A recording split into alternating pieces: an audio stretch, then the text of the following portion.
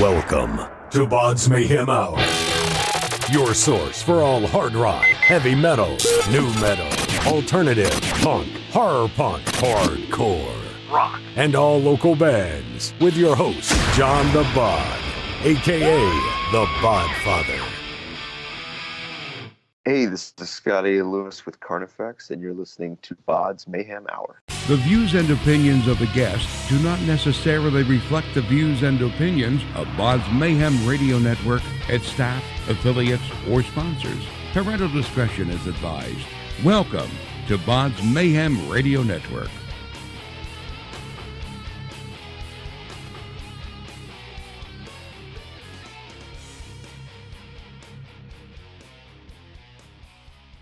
Hey everybody, welcome to BODS Mayhem Hour. I'm your host, John the Bod, a.k.a. the Bodfather. And as always, I'm bringing you guys awesome interviews.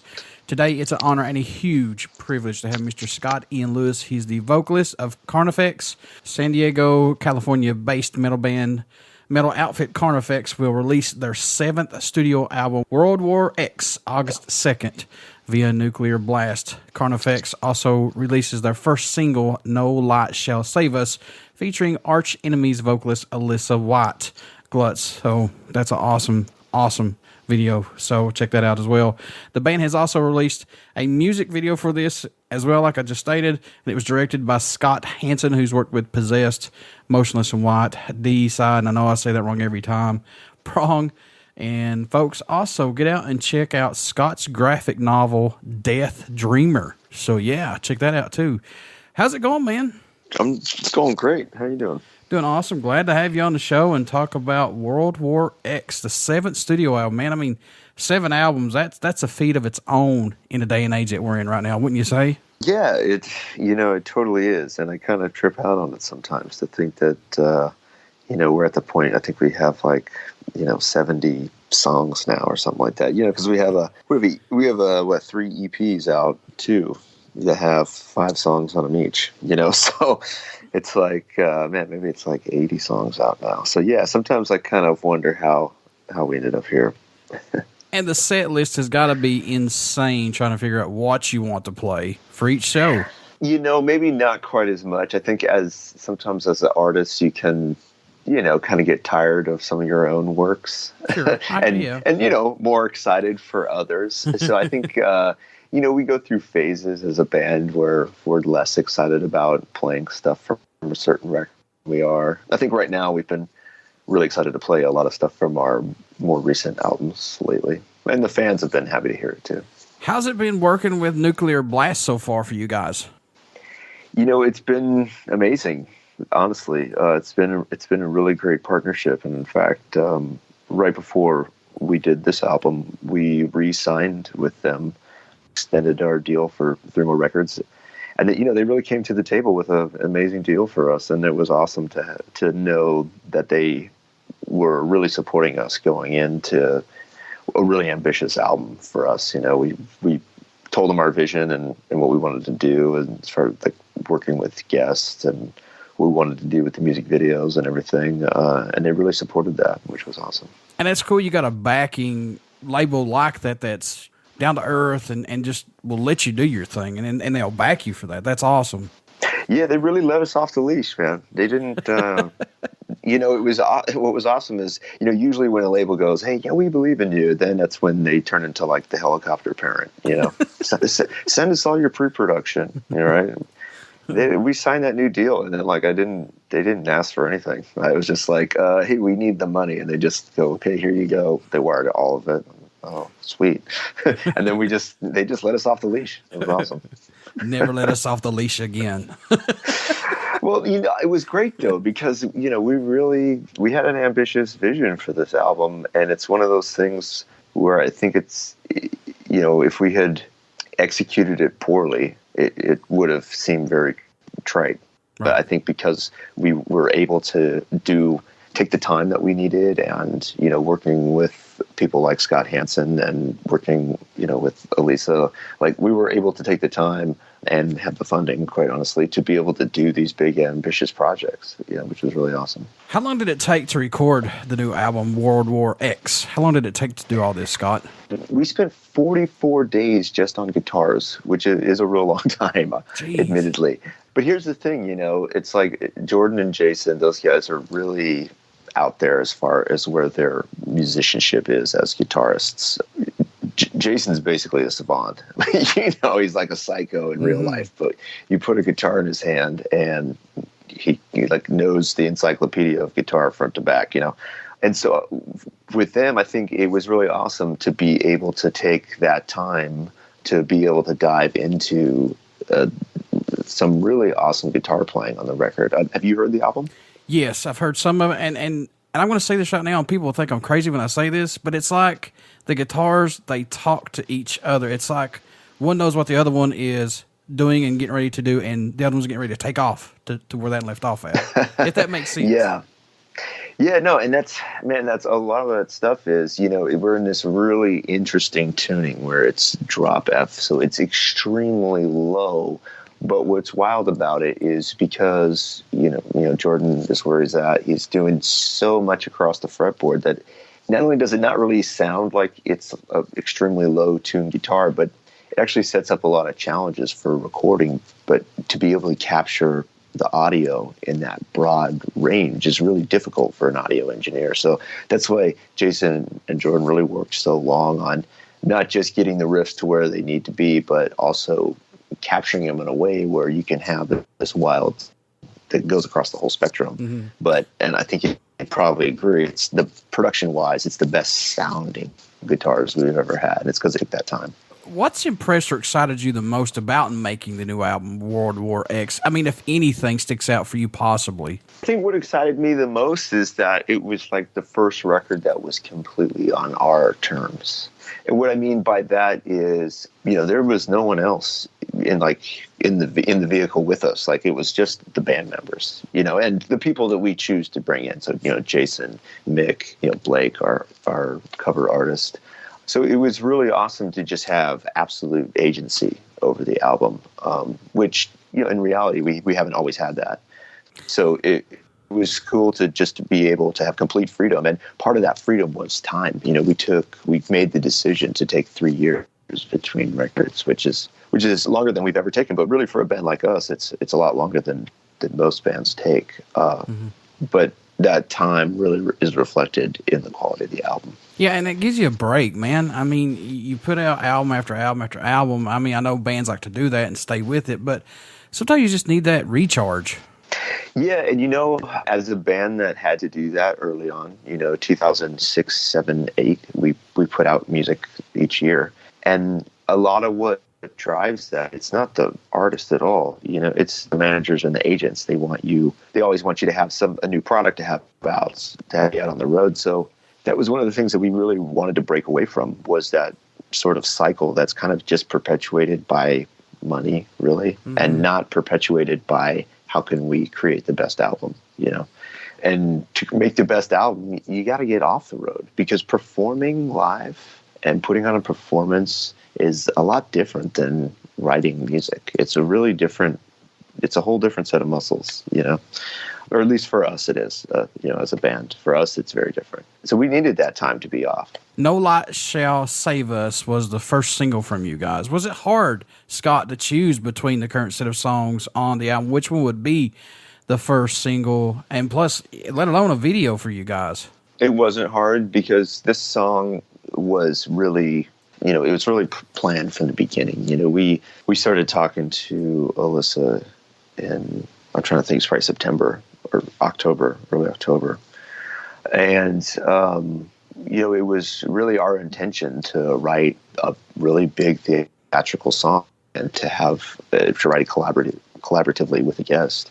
And we knew that's what we wanted to show everybody first, because to us, that song really represented the scope of that album. It's a big album, and we really wanted to convey that. So we knew early on that this was the song that we wanted people to hear first, and really approached it that way from the beginning, as something that was like, at no point can this song be lacking anywhere. It needs to be top notch from beginning to end. So we really scrutinized it. How was working with her on this single? It was fantastic. From when we first started trading the pre-production demo, we record everything prior to going to the studio just for ourselves. And so we had sent her the demo of where the song was at the time. And she responded to the material, responded to the lyrics and the theme of the song, and immediately had ideas. That whole melody and the intro, that was totally her original idea. So it was just immediate, great free flow of ideas right out of the gate. Now, this video was directed by Scott Hansen. How was working with him on this? It was awesome. We worked with Scott on the Until I Feel Nothing music video back in 2011 when both of us were a lot younger, and so he's grown a lot as a filmmaker, and his production company has grown a lot.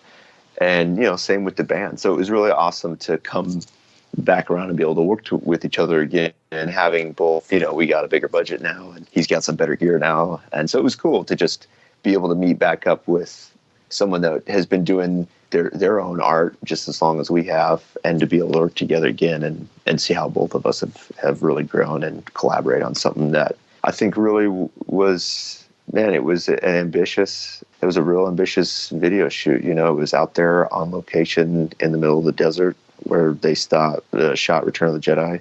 Oh, nice.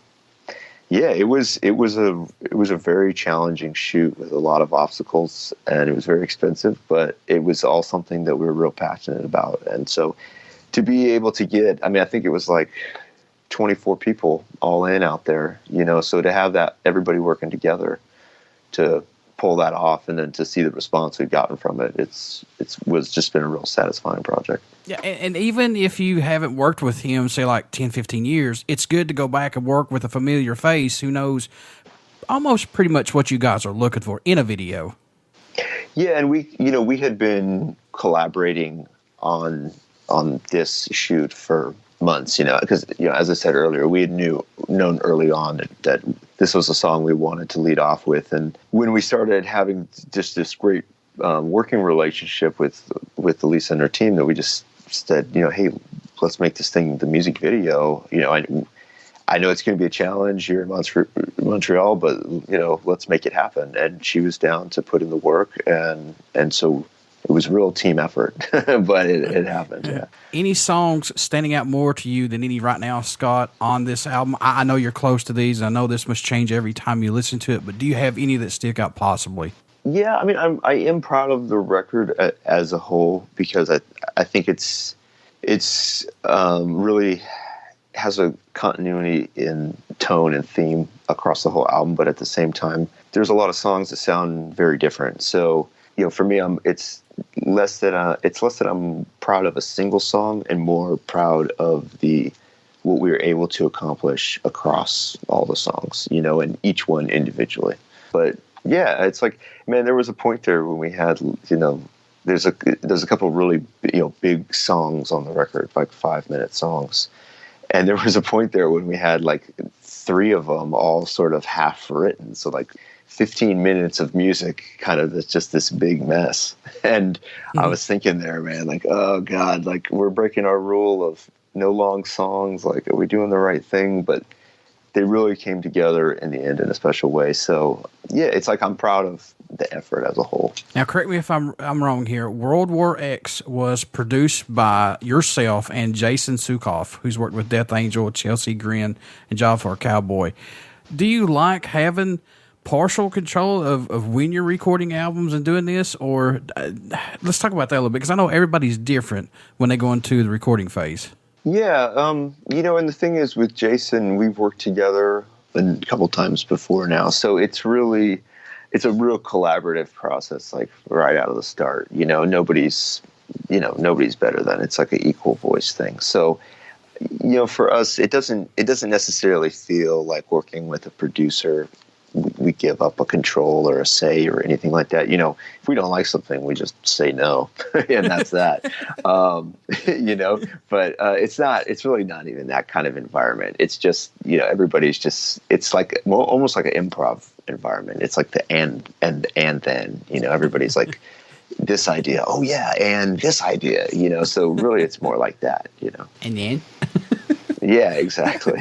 The album artwork was created by Blake Armstrong. You mentioned that earlier. How's the work with him, and what's his appeal that drew you to him as an artist? Well, I knew from the beginning we wanted to do a cover that was visually different, that had a different aesthetic than our previous albums, that hand-drawn style. And so I mentioned this to the label, and they had worked with Blake on a compilation album that they did just recently, and I thought it was a really awesome cover, and it really had that design style that I was interested in. So I connected with Blake, and I explained the theme of the album to him and some of the artwork that I was looking at the time, this early 20th century kind of nihilist European art and kind of Polish post-World War I art, this kind of really dark stuff, but on theme with what the album was about, and trying to capture the tones and just kind of how some of those paintings are scaled.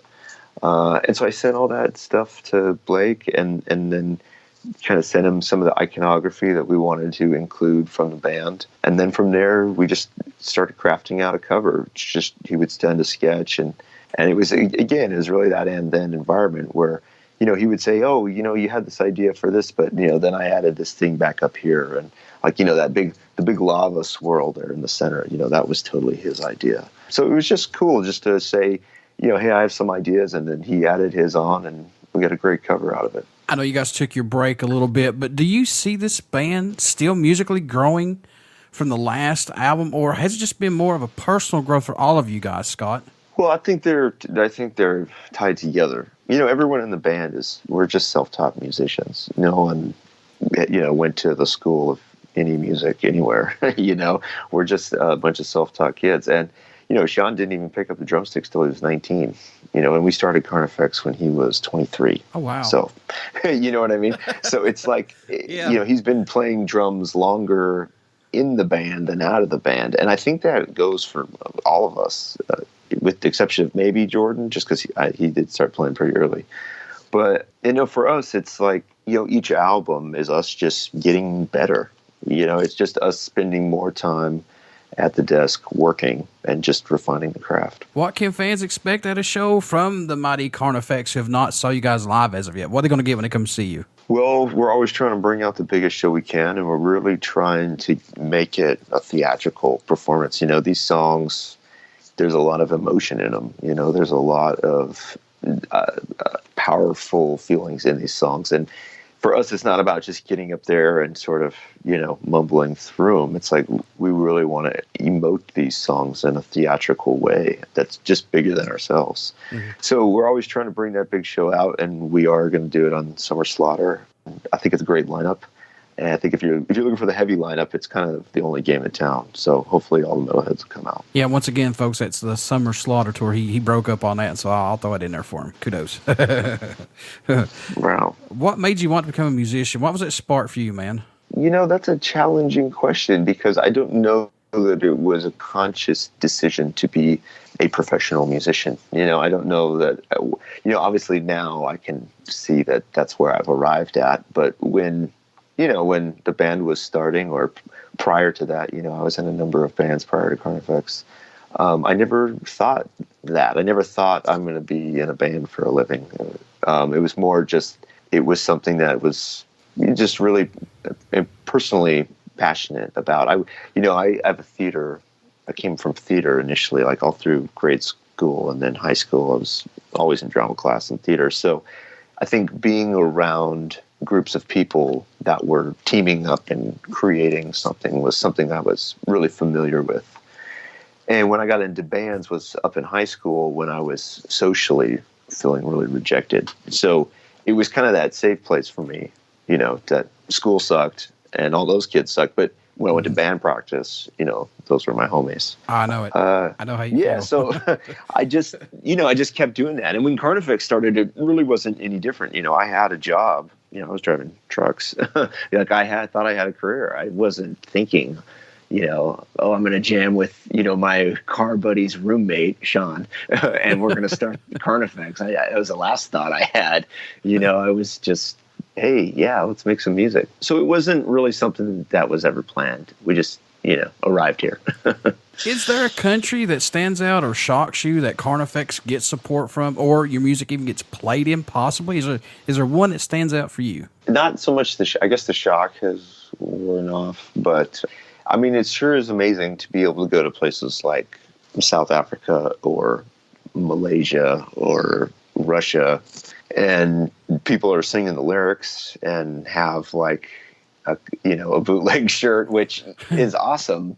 It's crazy that it's like, man, I remember we were playing in this one town. I can't pronounce the name right, so I'm not going to butcher it. But we were not too far from the border of Mongolia, but we were in Russia, so we're really like southeastern Russia, really out there. And it was like on the tail end of this like gnarly 2-week Russian tour that we were doing. And somehow out there in this place, there's like bootleg Carnifex shirts. And it was just like the most ironic thing, like of all places, literally probably on the opposite side of the world. There's these bootleg Die Without Hope shirts out there. But, we signed them and it was rad. And so stuff like that trips you out sometimes. Folks, you want to get out and pick up Carnifex's 7th studio album, World War X, that's going to be released August 2nd via Nuclear Blast. I absolutely dig this band, have for a very long time. Please get out and check them out. And I'm not just saying it because Scott's on here. It's God's honest truth. They have some really, really good music out there right now. Scott, my friend, how can folks stay in touch with you guys, buy some merchandise, this album, and plus your graphic novel, Man, Death Dreamer? How can they do that? Yeah, so the easiest place to sort of the hub would be our website, carnifexmetal.com. And then, if you're on Facebook, we got a Facebook page. If you do Instagram or Twitter, it's just at Carnifex. If you want to find me, it's just at Scott Ian Lewis, my name. All the Death Dreamer stuff is on my Instagram page. And then all the Carnifex pre-orders and everything for the record, if you're in Canada or the US or Europe, UK, wherever you are, all that stuff's on our website, and you can get it anywhere you live. Before I let you go, would you care to do a promo for the show? Yeah, let's do it. Okay. Hey, this is Scotty Lewis with Carnifex, and you're listening to BODS Mayhem Hour. Everybody stick around. We got some great stuff coming up, and you only hear these interviews right here on BODS Mayhem Hour and BODS Mayhem Radio Network. Please check out our Facebook page. It has our podcast link, YouTube link, and soon our Twitch link. Also, get out and pick up, like I said, Carnifex's 7th studio album, World War X, August 2nd via Nuclear Blast. And also check them out on the Summer Slaughter Tour. You will not be disappointed in Carnifex. So, Scott, congratulations, man. I wish you guys the best of luck from here on out. Thank you so much. I appreciate you having me on.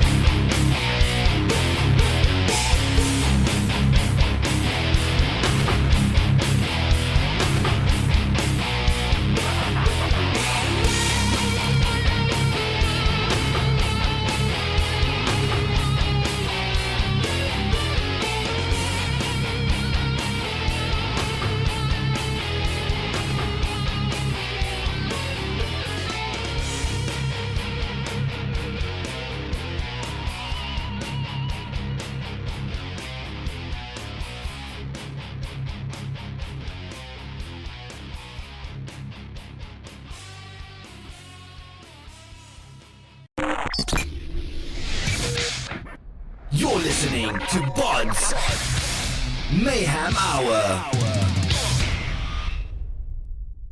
Follow us on Facebook, Twitter, and Instagram.